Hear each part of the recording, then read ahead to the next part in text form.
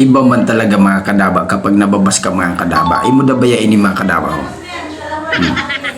Umaabot na sin 200k views. Babad daw. Dahil sa basher, tumataas ang views. Talaga naman. Legit talaga ang mga basher. Kaya, shout out sa iyo ng mga basher.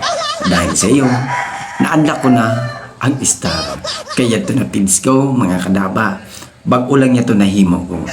Pero dahil sa pambabas nila, badaw, almost 500 plus followers ang dumating sa feeds ko. Kaya na-unlock ko na ang star sa loob lang ng 3 araw. Ganyan kalapit mga kadaba. Basta may mag-viral sa iyo kadaba, talagang matik yan. Meron talagang mga kadaba na isang video na mag-grow at magpapalago ng channel mo na hindi ko inakala na talagang magbabiral. Kagaya nito mga kadaba, ayun o, isang video lang yan. Pero na-unlock ko ang tools ni Meta. Kaya kung ako sa'yo mga kadaba, kung meron sa'yong mag-bash, pabayaan mo lang yan. Hayaan mo lang sila. Magpakabait ka lang. Ganon talaga.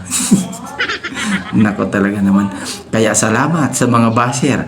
Dahil sa inyo, binigyan niyo ako ng tools. So yun lang kadaba. Thank you very much.